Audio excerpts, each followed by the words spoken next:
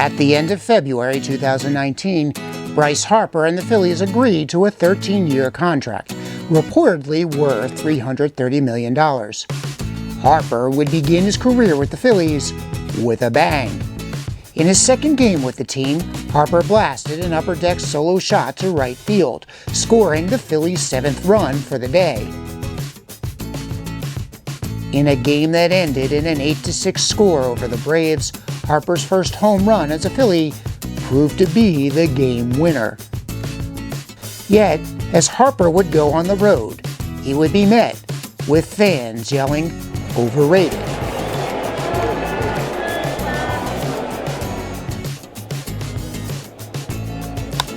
Down the left field line, that's going to shoot to the corner. Hoskins on his way to third. It kicks away from Benintendi, and then he bobbled it for a moment. It'll be a double for Bryce, his 31st double of the year.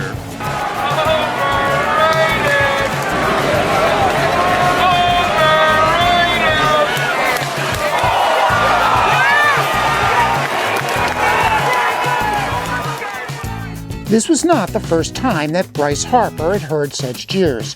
As it turns out, when Harper was a highly touted teenage prospect, he often heard those same chants of "overrated." It was a phenomenon that the young, confident, and talented Harper learned to thrive off of. Despite his detractors, in his third year with the Phillies, many are clamoring that he deserves his second National League Most Valuable Player award. Today, we will look back at Bryce Harper's tenure with the Phillies so far and ponder whether his 2021 performance has merited such accolades. Welcome to Philadelphia Baseball History. On this channel, we talk about the history of baseball from the A's to the Phillies to the 19th century. And sometimes we talk about contemporary baseball issues. So if you love baseball and if you love Philadelphia, stick around and subscribe to our channel.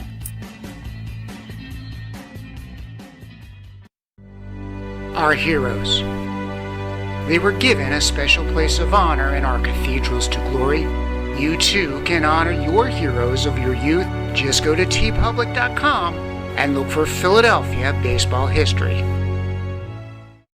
As a 15-year-old freshman in Las Vegas High School, Bryce Harper once hit a home run that measured 570 feet. Playing at a level with skill that was beyond his age was nothing new for Harper. In his early teen years, Harper's family had enrolled him in travel ball. The experience took him to tournaments as far away from Las Vegas as Alabama and North Carolina. By the time he had reached high school, he had already played in such venues as Yankee Stadium and Fenway Park. His talent was widely recognized across the country, prompting such outlets as Sports Illustrated to cover his progress before he reached age 18. His parents had encouraged Bryce to earn his GED, and with that, enroll in the College of Southern Nevada, a school that played in the scenic West Athletic Conference, part of the National Junior College Athletic Association. This was a conference that played with wooden bats, something that Harper's family hoped would make his transition to the pros easier and faster. By 2010, Harper had been recognized with the Golden Spike Award, an award bestowed on the best amateur baseball player. Indeed, in 66 games with Southern Nevada, Harper had a slash line of .443, .526, and .987. He had banged out 31 home runs and knocked home 98 RBIs. But along with such amazing talent, there came a degree of confidence, at a level some might call cockiness. Teenage Bryce was quoted as saying, "I'm going to play against you the way Pete Rose did. And if I could play for a guy like Lou Piniella or Larry Bowa, I'd love it." In the 2010 NJCAA playoffs, his cockiness came through. His amateur career ended on a called third strike when Harper showed up the umpire by drawing a line in the dirt where he thought the ball was, indicating his disagreement that the pitch was a strike. As a result, Harper was ejected from the game and from the tournament. No matter, the Washington Nationals still used their pick in the 2010 amateur draft to select Harper first overall. Harper had spent much of his amateur career as a catcher. Indeed, at Southern Nevada, he was often paired with his older brother Ryan, who was a talented pitcher, to make up the team's battery for the day. The Nationals, however, showed concern for Harper's longevity at such a demanding position. When Harper entered the Instructional League and then played in the Arizona Fall League, he was tasked with learning to play the outfield instead. After beginning the 2012 season with the AAA-level Syracuse Chiefs, Harper was promoted to the majors on April 27, 2012. Bryce Harper was 19 years old, and he took the league by storm. He demonstrated his aggressiveness early, stealing home against the Phillies on May 6th.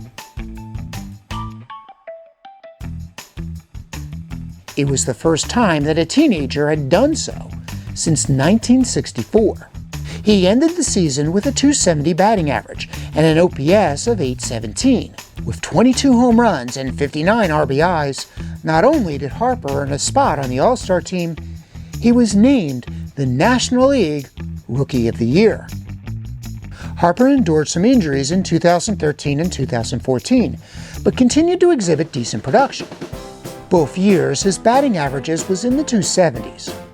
But it was in the 2015 season that the 22-year-old showed what he could do when he was healthy for an entire year. Harper put up a slash line of .330, .460, and .649. He belted out 42 home runs and knocked in 99 RBIs. Bryce Harper was recognized with the 2015 National League MVP Award. In 7 seasons with the Nationals, Harper would earn 6 trips to the All-Star Game, as well as the Silver Slugger Award. He finished his tenure with Washington with 184 home runs, 521 RBIs, a batting average of .279, and an OPS of .900.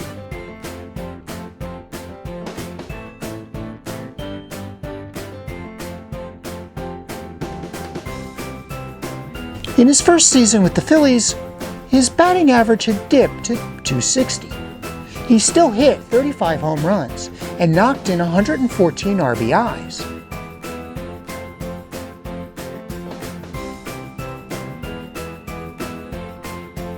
Moreover, Bryce Harper had provided numerous memorable moments for an otherwise mediocre Phillies team. In the pandemic-shortened 2020 season, Harper was at a pace to hit 39 home runs and knock in 100 RBIs. Harper appeared to come out of the gate quickly to start off the 2021 campaign.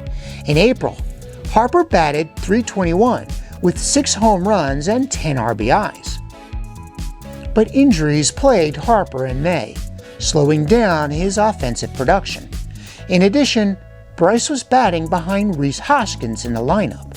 Although Hoskins struggled in terms of his average, by the All-Star break, he had hit 20 home runs and knocked in 55 RBIs. For Bryce, this meant that most of his 15 home runs in the first half of the season were solo shots.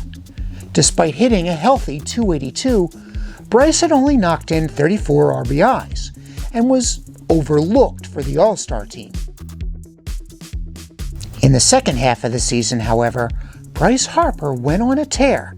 His average after the All-Star break was .338. In addition, his OPS in the second half of the season reached 1.188. In fact, as the Phillies surged in August, briefly taking over first place, so too surged Harper, whose OPS for the month reached 1.231. In the second half of the season, Harper added 20 home runs and 50 RBIs to his total. When the dust had settled, Harper had batted .309 in 2021 with a major league leading OPS of 1.044. Likewise, Harper led the majors with an OPS plus of 179. He had scored 101 runs, knocked out a major league leading 42 doubles, hit 35 home runs, and drove in 84 RBIs.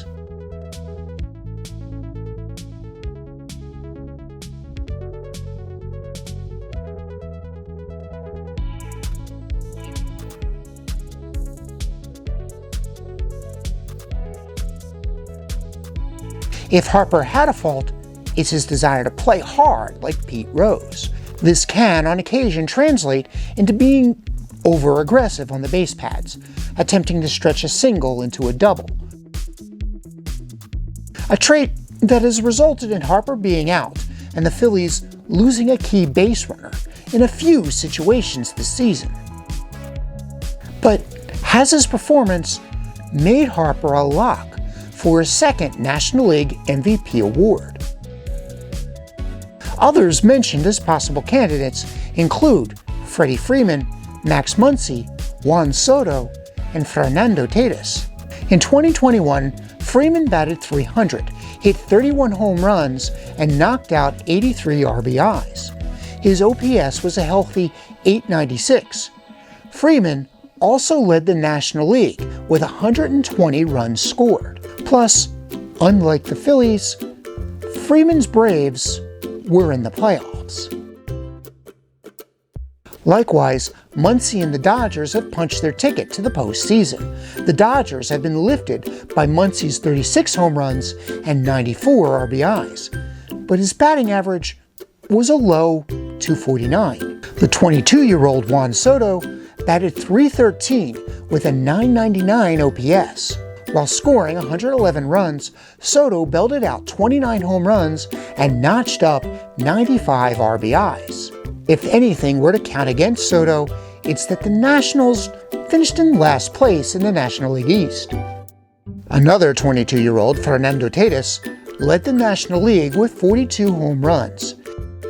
He also knocked in 97 RBIs while stealing 25 bases and scoring 99 times. His batting average was lower than Harper's at .282 and his OPS .975. And like the Phillies and the Nationals, the Padres failed to make it to the postseason. All of the players mentioned acquitted themselves well, which means that the competition for the National League MVP award will be close. The question will likely be whether Harper's higher average and OPS will edge out the home runs and RBIs racked up by his competition. Whatever the outcome, Phillies fans should be pleased with having Bryce Harper on our team. At age 28, Harper will likely continue to have a major impact on the league for some time to come. I hope you enjoyed looking at Bryce Harper and his candidacy for a possible second MVP award in 2021. If you liked the video, please give us a thumbs up. Tell your friends about us. Subscribe so you don't miss more of this content in the future. And as always, thank you so much for watching. Thank you for watching. Don't forget to like, subscribe, and share. If you have any ideas for topics that we can cover in the future, please let us know in the comments below. If you would like to see more of these videos, please consider becoming a patron through Patreon.